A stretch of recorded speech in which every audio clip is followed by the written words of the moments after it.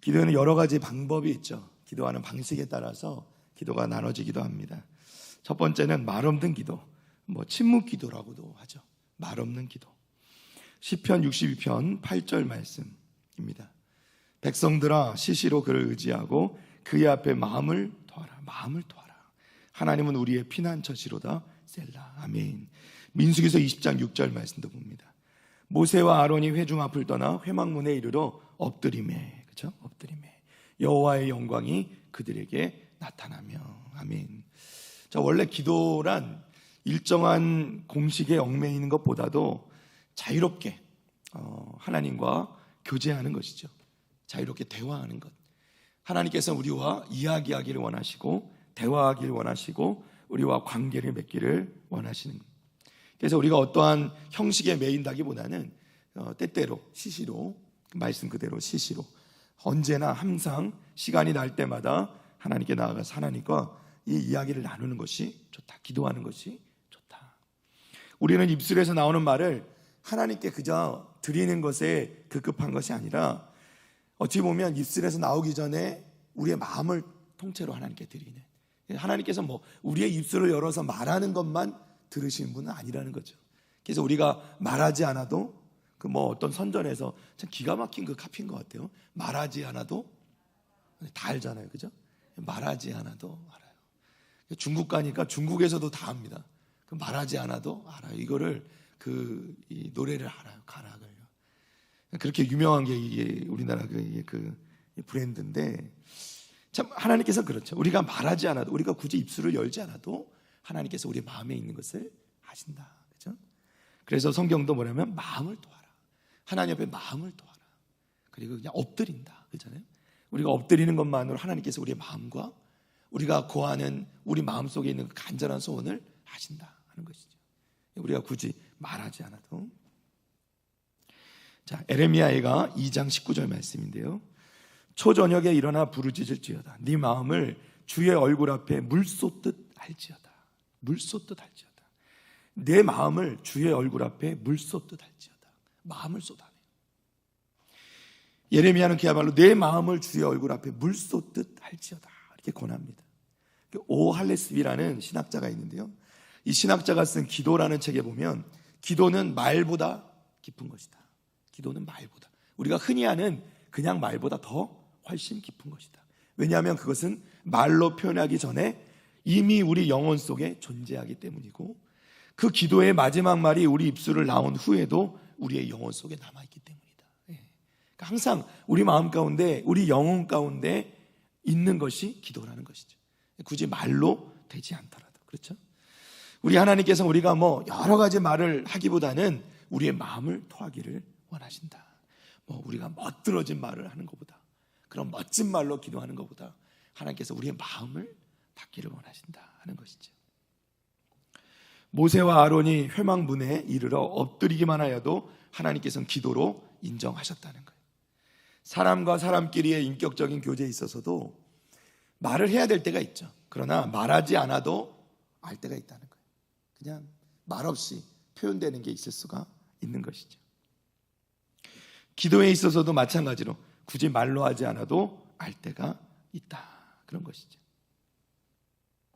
로마서 8장 26절입니다. 로마서 8장 26절 말씀에 보면 한 장 넘어가 주셔서 말할 수 없는 탄식으로, 그러니까 성령이 말할 수 없는 탄식으로 우리를 위해서 간구하신다. 그러니까 성령께서도 말할 수 없는 탄식으로, 그러니까 우리가 말할 수 없을 때도 하나님께 나아갈 수 있다는 거예요. 여러분, 어린애들이 보면 때로는 이제 하루 종일 힘들고 어렵고, 또 때로는 아이들이 좀 이렇게 마음에 상처가 돼서 힘들 때가 있는데, 막 하루 종일 그렇게 하다가 이제 집에 돌아와서 엄마를 보자마자 굳이 무슨 말이 필요해. 그냥 엄마에게 폭 안겨들 때, 그냥 엄마 이렇게 부르면서 폭 안겨들 때, 그때 그냥 엄마가 이렇게 안겨주고 쓰다듬어 주는 그 손길에 이 아이는 다 위로받을 수 있는 거죠. 굳이 이 아이에게 무슨 꼭 필요한 말이 뭘까 고민할 필요가 없는 거예요. 그냥 엄마가 안아주는 것만으로도. 우리 아버님들도 마찬가지죠. 아버지도, 아버지라는 존재가 더욱더 그런 것 같아요. 아이들에게 있어서 아버지라는 존재, 뭐 이게 특히나 우리나라 아버님들은 이게 훈련이 잘 안 돼 있어. 말들이 이렇게 부드럽게 잘 안 나가잖아요. 예. 저도 제가 목사이고 목회자이고 저도 나름대로는 저희 애들을 잘 이렇게 사랑을 잘 표현한다 하면서도 제가 그렇게 이뻐하는 사랑하는 막내딸에게도 가끔 이게 말이 좀 내가 더 이게 표현이 좀 부족하다 느낄 때가 있습니다. 예. 그럼 굳이 말하는 게 아니라 그냥 끌어안아주는 거죠. 그 안아주는 것만으로도 충분할 때가 있다. 우리가 우리의 마음을 하나님께 드릴 때, 우리가 그냥 기도를 막 멋진 말로 기도하지 않아도 하나님께 그저 엎드릴 때, 우리의 마음을 쏟을 때, 하나님 얼굴 앞에 쏟아낼 때 하나님께서는 그저 우리가 하나님을 의지하는 그 마음을 아시고 우리를 품으시고 우리를 안아주시고 우리를 들어주신다 하는 것이죠. 그래서 우리가 때로는요, 어떻게 기도할지 모르고 어떻게 기도해야 될지 모르고 어떻게 기도가 나오지 않을 때도 있잖아요. 그저 침묵으로 하나님께 엎드릴 때도 하나님께서는 우리의 기도를 들으신다 하는 것이죠. 자, 대화 기도라는 것도 있습니다. 그러니까 조곤조곤 이야기를 한다는 것이죠. 이 잠언 15장 22절 말씀 봅니다. 의논이 없으면 경영이 무너지고 지략이 많으면 경영이 성립하느니라. 자, 의논이 없으면 경영이 무너진다, 이런 표현을 씁니다. 어떤 사람은 많이 기도해야만 들으실 줄 알지 말라, 이렇게 하신 말씀이 있죠. 그래서 그 말씀을 기억하여서 이 말씀을 좀 잘못 어떻게 보면 오해하는 것이죠. 그래서 짧게 기도하는 것이 오히려 하나님 뜻에 더 합당한 것이다, 이렇게 생각할 수 있는데 그것은 좀 잘못된 것이라고 하는 것이죠. 대화라는 게 뭐죠? 대화라는 건 결국 이 관계를 맺어가는 것이고 자유로운 것이고 서로의 이야기를 나누는 것이죠. 그게 대화잖아요. 대화라는 게 항상 어떤 목적을 가지고 하는 것이 대화는 아니라는 거예요. 때로는 이런 그 지침이 그래요. 제가 이제 이렇게 관계에 대한 책을 좀 읽어보니까 친구 사이, 진짜 친구 사이, 진짜 친한 친구 사이는 굳이 어떤 중요한 이슈가 있을 때 얘기하는 게 아니라 진짜 친구란 게 뭐냐? 결국은 아무것도 아닌 일, 그런 거 있잖아요. 아무런 영양가도 없는 얘기, 그런 얘기를 그냥 주고받는 것도 친구 사이다. 이해 가십니까? 네. 요즘 자꾸 묻게 돼요. 듣고는 계시는지. 유행어가 돼가지고. 그러니까 우리가 진짜 친하다는 것, 관계가 깊어진다는 건 우리의 어떤 삶의 순간순간 그것이 중요하고 그것이 가볍고 이런 문제를 떠나가서 그냥 우리의 깊은 얘기들을, 그냥 우리의 일상의 삶들을 서로 나눌 수 있는 그런 게 이제 깊은 관계라는 거죠. 부부간에도 그렇잖아요. 아무 쓸데없는 얘기도 그냥 주고받을 수 있는 거죠. 예. 저희 아내도 맨날 묻는 것 중에 항상 이렇게 습관적으로 묻는 거 있잖아요. 밥은 먹었냐, 이런 거 있잖아요. 그럼 밥 먹었다 그러면 먹었구나 하면 되는데 꼭 뭐 먹었냐고 물어보고,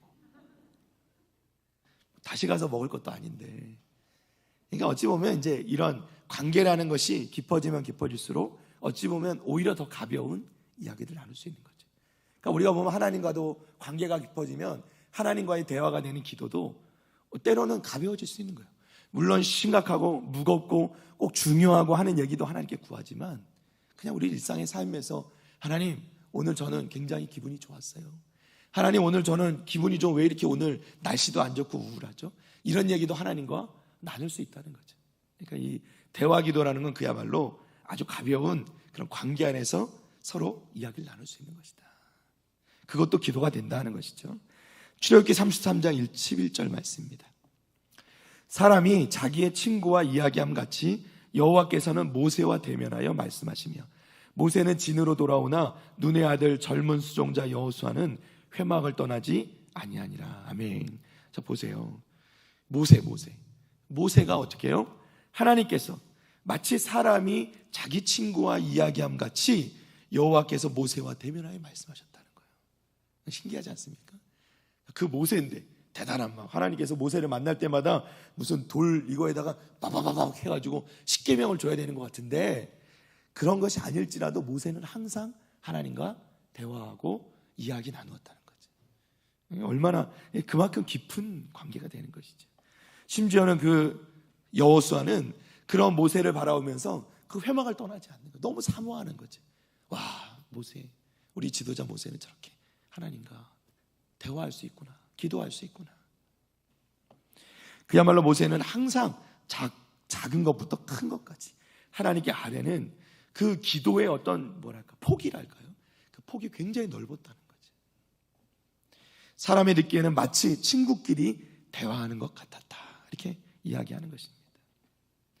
사랑하는 성도 여러분, 기도는 어렵게 생각하는 것이에요.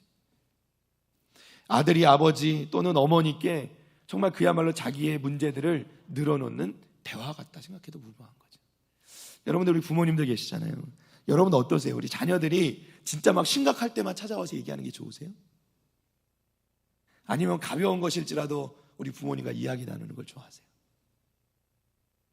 당연히 이야기 나누는 게 좋잖아요. 항상 심각한 얘기만 가지고 오면 힘들지 않겠어요? 저는 저희 어머님께 가끔 이제 전화를 드리면 제가 전화를 딱 끊고 나면요, 막 전화 한 시간이 나오잖아요. 한 1시간 반씩 됩니다. 1시간 반씩 무슨 얘기를 하냐고요? 뭐 별 얘기 다 하죠. 근데 제가 그렇게 전화를 하는 건 저도 이야기하면서 즐겁지만 저희 어머니가 너무 좋아하시죠. 이런저런 얘기 다 이렇게 하시면서 그런 것들이 되는 거죠. 아버님이랑은 그렇게까지 못합니다. 근데 가끔 저는 이제 아버님께는 전화드려서 뭐 필요한 게 없으신지 이런 걸 보통 이제 묻죠. 그래서 이렇게 챙겨드리는 것에 하는데, 최선을 다하는데, 어쨌든 저희 아버님하고도 되도록이면 때로는 그냥 뭐 아무런 의미 없이 전화를 주고받을 때가 있어요. 저희 아버님은 제일 즐거워하시는 건 저희 이제 막내딸이랑 통화하는 거. 영상 통화하면서. 저희 막내딸은 저희 아버지를 할배라고 부른다니까요. 저희는 감히, 저는 아주 어렸을 때부터도 저희 아버지는 아버지라고 불렀습니다. 저희 지금 굉장히 엄해가지고 아빠라고 불러본 적이 별로 없어요. 근데 저희 딸은 그 무시무시한 저희 아버지에게 할배 그러면서 이렇게 잘 통을 합니다. 뭐 시답잖은 얘기를 해요. 뭐 그냥 일상의 삶의 얘기를. 그 대화 가운데서 관계가 더 깊어지는 거죠. 모세처럼 하나님께서 우리와 그런 관계를 맺고 싶어 하신다 하는 것이죠. 우리 아버지 되시는 하나님께서는 마찬가지로 우리의 작고 큰 문제들을 다 하나님께 구하고, 때로는 터무니없는 것을 구해도 하나님께 그것 가지고 막 뭐라고 하시는 분이 아니라는 거예요. 우리 하나님 그냥 허허 이렇게 웃으실 수 있죠. 어떤 그림에 보면 예수님께서 이렇게 활짝 웃으시면서 이렇게 웃는 그런 그림을 볼 때도 있는데, 그런 것처럼 하나님께서는 아마도 환히 웃으시면서 이거 그런 거를 그렇게 생각하냐 이렇게 하실 수는 있죠. 그렇다고 그런 걸 가지고 우리가 구한다고 뭐라고 하시는 하나님은 아니시다. 오히려 우리가 하나님에게 그런 관계를 맺어가고 항상 하나님께 기도하는 가운데 그 관계가 깊어지면 어느 순간에 우리가 저절로 하나님의 그 뜻을 깨달아 알게 된다, 그런 것이죠. 우리가 이제 자꾸 하나님께 기도하다 보면 하나님의 말씀도 가까이 하게 되는 것이죠. 그럼 하나님의 뜻에 조금씩 더 가까이 갈 수 있는 것을 보게 되는 것을 꼭 기억하시기를 바랍니다. 스웨덴의 찬양 작곡자 리나 산델이라는 분이 있습니다. 이분 이름만 들어서는 굉장히 생소하실 텐데요, 이분이 작곡한 유명한 곡이 있습니다. 제목만 들으면 알 수 있습니다. 날마다 숨쉬는 순간마다.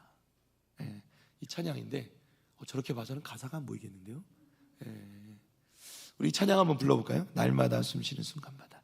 가사를 잘 묵상하시면 이 진짜 우리가 언제 기도해야 되는지 좀 이런 내용이 대화 기도와 관련된 것이라 생각이 됩니다.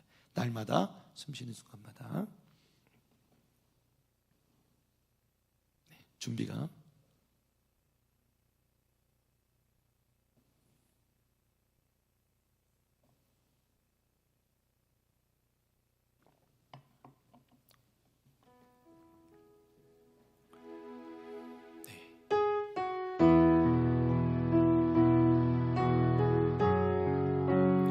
가사를 잘 생각해 보시면서 이거 우리 기도라 생각해 보세요.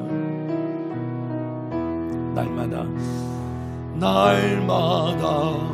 숨쉬는 순간마다 내 앞에 어려운 일 보내 주님 앞에 이 몸을 맡길 때 슬픔 없네 내 두려움 없네. 아멘. 주님의 그 자비로운 손길 항상 좋은 것 주시도다. 사랑스 내 아픔과 기쁨을 수고와 평화와 안식을. 아멘. 날마다 주님 내 곁에, 날마다 주님 내 곁에 계셔 자비로 날 감싸주시네. 아멘. 주님 앞에 이 몸을 맡길 때 힘주시네. 위로함 주네. 아멘. 어린 나를 품에 안으시사 항상 평안함 주시도다. 아멘. 내가 살아 숨을 쉬는 동안 살피신다 약속하셨네. 아멘. 인생의 어려운 순간마다 주의 약속 생각해보네. 아멘. 내 맘속에 믿음 잃지 않고 말씀 속에 위로를 얻네. 아멘. 주님의 도우심 바라보며 모든 어려움 이기도다. 아멘. 흘러가는 순간순간마다 주님 약속 새겨봅니다. 할렐루야. 이 말씀 가사를 보세요. 이 찬양 가사를 보세요. 그 말씀 그대로죠. 그죠? 날마다 숨 쉬는 순간마다 내 앞에 어려운 일 보내. 주님 앞에 이 몸을 맡길 때. 그죠? 몸을 맡긴다면 마음을 드리는 거죠. 그죠? 그리고 또 나중에도 2절 가사 보니까 어린 나를 품에 안으시사 항상 평안함 주시도다. 그죠? 말씀드린 것처럼 마치 어머니에게 안기듯이 우리가 하나님께 그저 갈 때, 하나님께 그저 도닥도닥 해주신 걸 느낄 때 우리가 평안함을 누릴 수가 있는 것이지. 사랑하는 성도 여러분, 우리가 때로는 어떤 그 기도의 형식에 매이지 않고 이렇게 때로는 침묵으로, 때로는 하나님과 조곤조곤 대화하듯이 기도할 수 있다.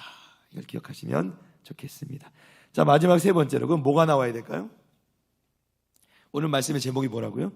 부르짖는 기도라. 부르짖는 기도. 부르짖는 기도. 부르짖는 기도는 뭐죠? 큰 소리로 통곡하는, 큰 소리로 부르짖는 기도. 우리가 통성 기도라 이렇게 얘기하죠. 히브리서 5장 7절입니다.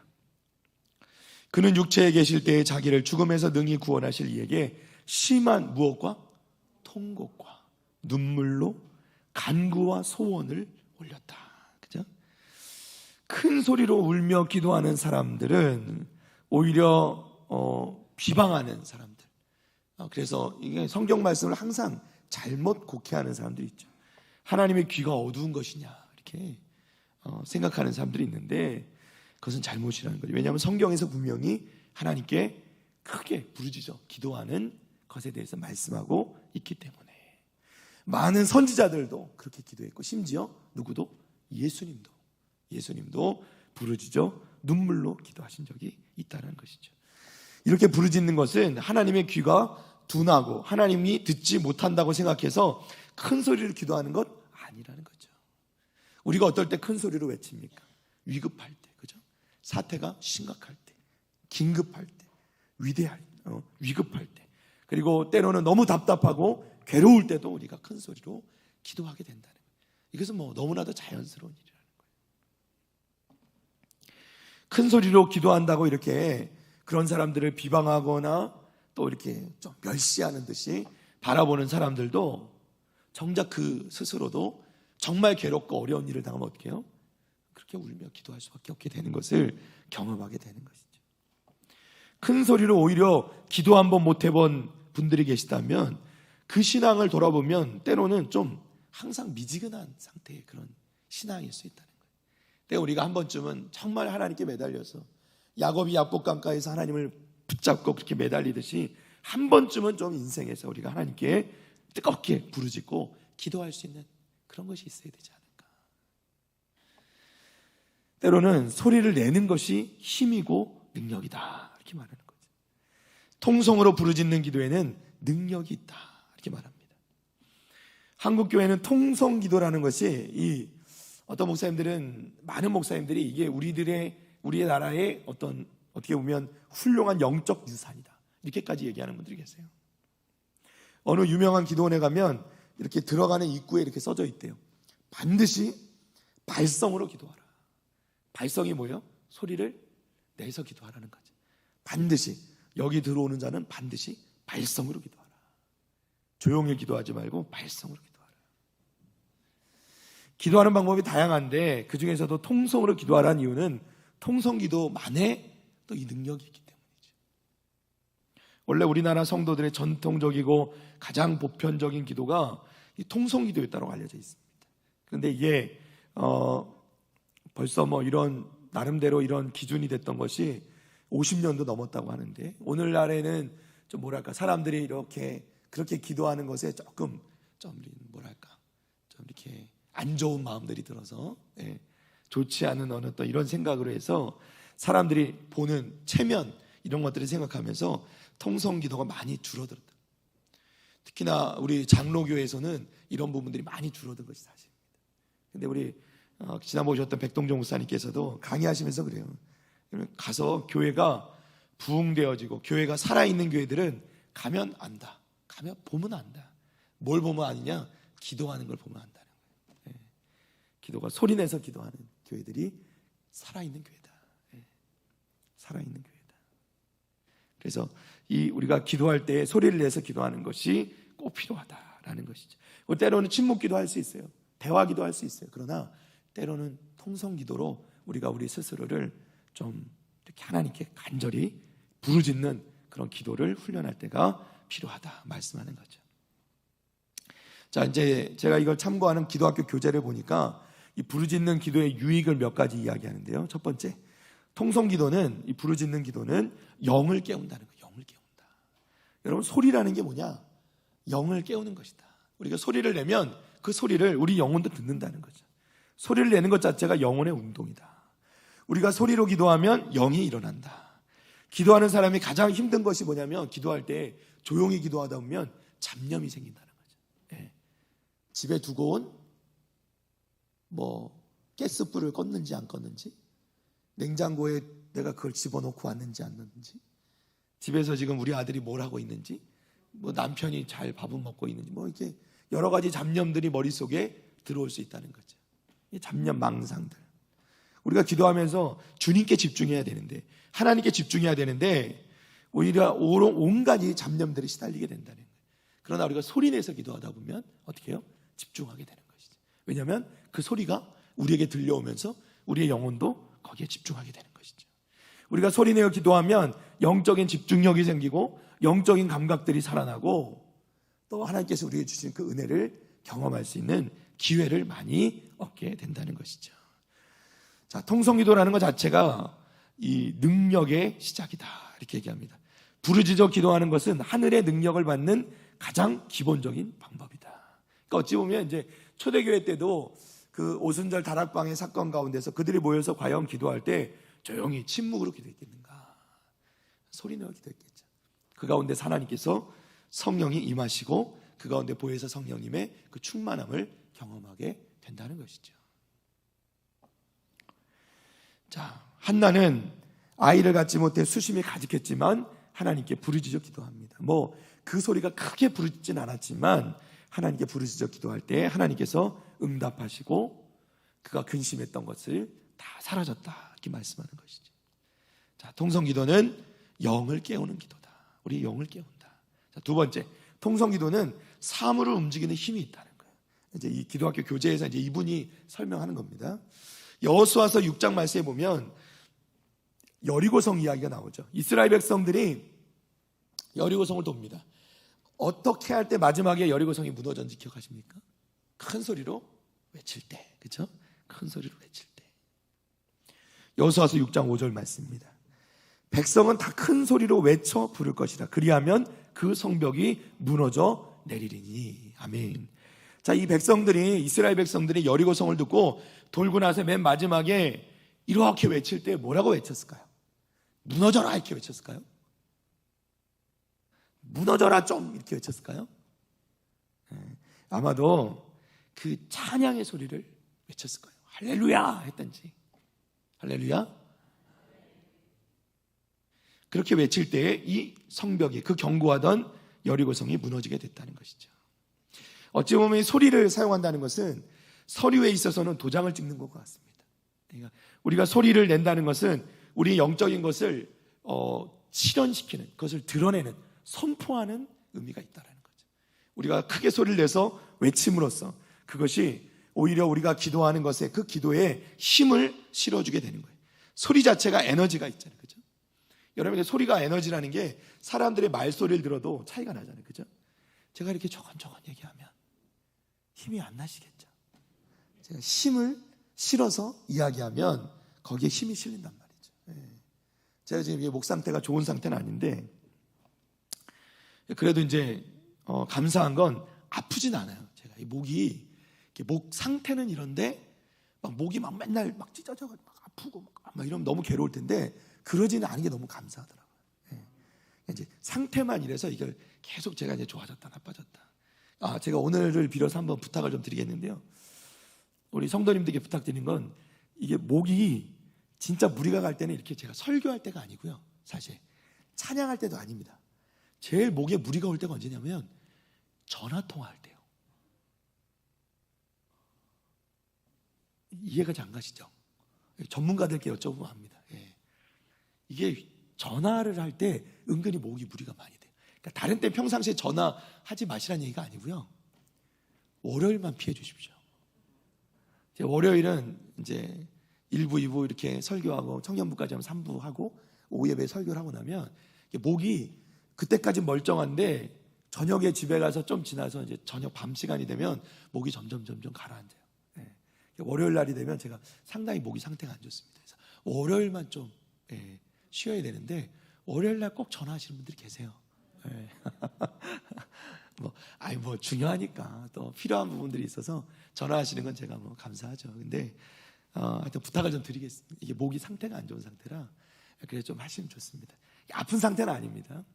제가 이제 이번에도 부산 내려가면서도 목사님들이 이렇게 둘러 앉아가지고 차 한잔하면서 이야기를 나누는데, 제가 뭐 이렇게 할 얘기가 있어서 한마디를 했더니 그 이제 수영록교회 그 이기현 목사님께서 우리 이진 목사님이 이렇게 얘기를 하시니까 갑자기 우리가 무슨 부흥 집회 온 것 같아 막 이러시더라고요.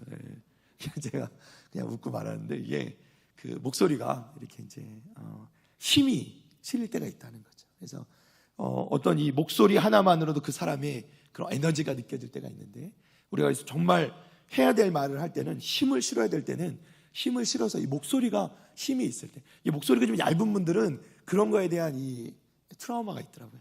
어려운 분들이 계세요. 그러니까 진짜 힘있게 이야기하고 싶은데 목소리가 얇으면 얘기하기가 어려운 거죠. 그래서 그런 것들도 이 소리 자체가 에너지가 있다. 그래서 우리가 하나님께 기도할 때도 어떻게 보면 우리가 이 기도 소리라는 것 자체가, 우리가 기도를 하나님께 힘있게 해나갈 때에 그 기도에 힘이 실리고 우리가 스스로 우리 영에게도, 우리 이 영혼에도 그것을 선포하는 의미가 있다. 그래서 우리가 기도를 힘있게 할 때도 필요하다 하는 것이죠. 그 베드로와 요한이 성전에서 빠져나오면서 걷지 못하고 앉아있는 그 안진뱅이에게 선포하지 않습니까? 내가 내게 있는 것을 주는 예수 이름으로 일어나라, 걸어라 할 때 그 말씀에 힘이 실리니까 그가 일어나는 거죠. 물론 그것은 예수 이름의 능력이 있기 때문이죠. 근데 그것을 힘있게 선포하는 것이 필요하다 하는 것이죠. 소리라는 것은 때로는 우리가 눈으로 보이지 않지만, 소리라는 것은 도장을 찍는 것 같은 역할을 한다. 우리가 때로는 이 말을 통하여서 우리의 이 어떻게 보면 좀 모호하고 잘 잡히지 않던 것이 이 말을 통해서 선포가 되어질 때 우리 손에 딱 잡히는 것처럼 느껴질 때가 있다는 거예요. 그러니까 여러분 기도할 때도 때로는 힘을 실어서 이야기하는 거죠. 여러분 예를 들면 그 재판에서 보면 우리가 이제 흔히 이게 겪을 수 있는 일은 아닌데 재판에서 판결문이란 게 나와요. 그러니까 판사들이 판결문을 적습니다. 1차적으로는 판결문을 적는데 판결문을 적었다고 그게 해당되는 게 아니라 그 재판정 안에서 이 판사가 마지막에 이 판결문을 읽더라고요. 읽어요. 그것을 이제 읽는 순간 그것이 효력을 발휘하는 거예요. 듣고는 계시. 그러니까 우리가 말하는 것에 힘이 있다는 거예요. 그래서 우리가 말을 조심도 해야 되지만 하나님 앞에 기도할 때는 이 말을 사용해야 되는 거예요. 쓸 수 있어야 됩니다. 할렐루야. 자, 마지막 우리 통성기도는 악한 영을 물리치는 거예요. 우리가 이런 거 많이 보잖아요.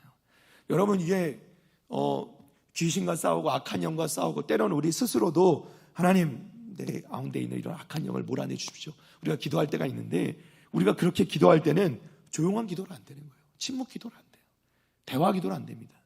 조곤조곤 말해가지고 악한 영이 떠나지 않는다는 거예요. 악한 영을 물리칠 때 어떻게 해요? 소리를 크게 지르고 통성으로 기도할 수밖에 없는 것이죠. 그래서 우리가 주님의 이름으로 소리내어 기도할 때 악한 세력들이 물러가야 된다. 그럴 때 힘을 실어야 된다. 그럴 때는 큰 소리로 함께 기도할 때 능력이 발휘된다는 것이죠.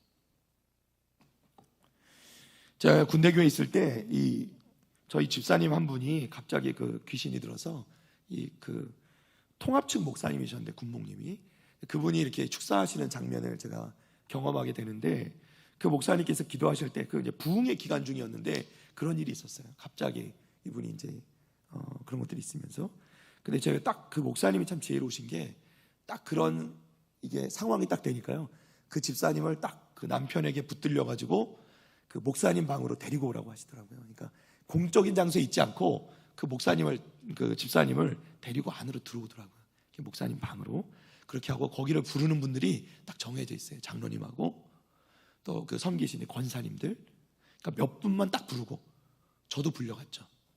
저도 이제 군정병이고 제가 신학생이니까 부르시더라고요.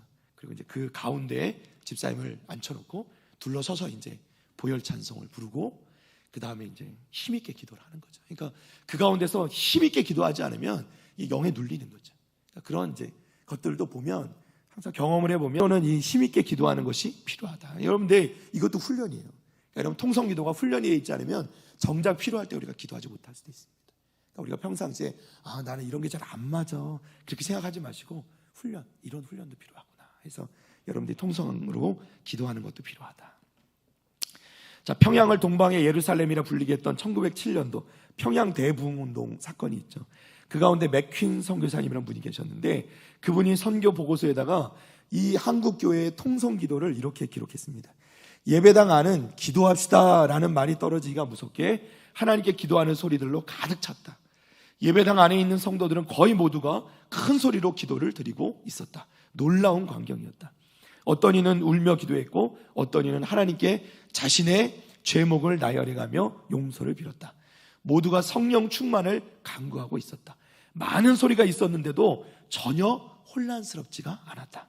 모두가 일사불란했고 완전한 조화를 이루었다. 아멘. 놀라운 거죠. 그러니까 이 외국 선교사님이 보면서 충격을 받은 거예요. 이게 참 놀라운 일이죠. 함께 큰 소리를 기도하는데 그게 마치 막 어지럽고 막 혼잡한 시장통처럼 들리는 게 아니라 그게 조화롭게 들리더라고요. 아름답게 들리더라고요. 이게 놀랍지 않습니까? 이게 딱 이렇게 되는 게요. 제가 보니까 제가 겪어본 바는 딱 두 가지입니다. 여러분 여러 사람이 동시에 이야기하는데 그것이 조화가 될 수 있는 거는 우리가 함께 기도할 때 하고요. 또 한 가지는 찬양할 때. 서로 화음을 넣잖아요. 그죠? 서로 다른 소리를 내는데 그것이 어우러져서 아름다운 그 소리를 내는 거죠. 우리가 만약에 사람들이 그냥 일반적인 대화를 서로 저 사람 이야기 내가 안 듣고 서로 내가 하고 싶은 말 계속 한다고 생각해 보세요. 어지럽지 않겠어요? 그죠? 그런 하나님께 기도할 때는 우리가 함께 합심해서 함께 각자의 기도를 하나님께 올려드려도 그것이 아름답게 조화가 될 수 있다. 하나님께서 들으시기 때문에. 또 선교사들의 다른 보고서에는 이렇게 기록되어 있습니다. 500명 혹은 1000명에 이르는 군중이 모두 하나님을 향해 얼굴을 들고 하나님께 한 목소리로 소리를 내서 기도하는 장면은 말로 표현할 수 없는 전율을 느끼게 했다. 이렇게 한국교회는 기도의 능력을 체험했고 하나님의 자녀가 누리는 말로 할 수 없는 은총의 능력을 알게 되었다. 이게 우리나라 초기 한국 교회의 모습들이었다는 거예요. 힘 있는 기도를 시작했다. 그러니까 어느 순간에 우리가 이러한 어찌 보면 기도에 있어서의 야성이라고 하잖아요. 야성을 잃어버리면서 한국 교회가 힘이 많이 빠져버리는, 그렇죠? 더 우리는 기도하는 능력을. 그래도 우리 부글교회는 힘이 있고 우리 기도에 힘이 있는 교회인 줄로 믿습니다. 우리가 더 성령 집회를 더 살려야 돼요. 우리가 힘이 떨어지면 안 되고요. 더 살려서 우리가 더 뜨겁게 기도하고 불을 지펴야 됩니다. 네. 우리 성도님들 꼭 정말 시간 내서, 시간 날 때 오는 게 아니라 시간을 내서 금요 성령 집회 때는 오고, 우리가 또 옆에 분들도 전도해서, 그게 와본 적도 없고 올 줄 몰라가지고 못 오는 사람도 많습니다. 그럼 전도하셔가지고 데리고 오셔서 같이 기도의 은혜를 누릴 수 있도록 하시기를 바랍니다. 자, 그런데 이게 큰 소리로 기도하는 것도 습관성이 될 수도 있어요. 조용히 기도하는 사람도 습관성이 될 수 있어요. 그러니까 조용히 기도하는 사람은 조용히만 기도해. 큰 소리 기도하는 사람은 큰 소리로만 기도해. 조용히 못해.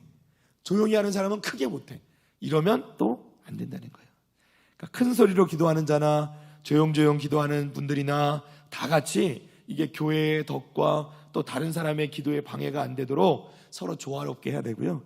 또 때로는 우리가 훈련이 필요하다는 거죠. 증경총회장이신 최기채 목사님의 기도책에 보면 큰 소리로 기도하는 자는 발음이 다른 사람의 귀에 선명히 들어오지 않도록, 즉 무슨 말인지 모르도록 하고, 작은 소리도 발음이 정확하면 큰 소리 이상으로 방해가 되는 것을 유의해야 된다, 이렇게 쓰셨더라고요. 이게 참 지혜로운 것 같아요. 예전에 이 어르신들 보면 큰 소리를 기도할 때도 또박또박 기도하지 않는다는 거예요. 너무 다른 사람 귀에, 막 옆에 기도하는 분 귀에 그냥 그 요즘 애들 말로 때려 박는다 그래요. 소리를 막, 내 기도는 전혀 안 되고 옆에 사람 기도만 빡빡빡 들리면 내 기도가 안 되는 거예요. 힘들죠. 그죠? 그래서 우리가 때로는 기도할 때, 큰 소리 기도할 때도 우리가 어찌 보면 하나님은 아시니까 우리가 기도할 때 그래도 좀 잘 못 알아들을 말로 하는 게 지혜롭다, 그러시는 거예요. 아주 기도 진짜 많이 하시는 목사님이신데 이렇게 지혜롭게 하시는 거죠. 자, 우리가 큰 소리로 하는 기도와 조용히 기도하는 기도, 침묵 기도 둘 다의 일장일단이 있죠. 큰 소리로 하는 기도는 마음과 뜻과 정성을 묶어서 하나님께 기도하는 거기 때문에 잡념이 없어진다는, 너무 좋은 거고, 뜨거워지는 열심 있는 기도는 또 우리의 삶에 있어서 행동으로 그것을 바꾸는데도 힘이 된다, 뜨거운 기도는. 그리고 답답할 때는 그것을 통해서 우리가 정말 이 가슴이 뻥 뚫리는 것 같은 그 기쁨을 누릴 수가 있다는 것이죠. 조용히 하는 기도도 장점이 있습니다. 기도가 깊어진다, 그죠? 그리고 자기를 돌아볼 수 있고 하나님의 뜻을 분별하면서 기도할 수 있다. 그리고 주님과 보다 더 깊은 관계를 맺어가는데 도움이 된다, 이렇게 말을 하는 것입니다. 자, 말씀 맺습니다. 오늘 이제 배우는 것은 이제 침묵, 대화, 그리고 부르짖는 기도.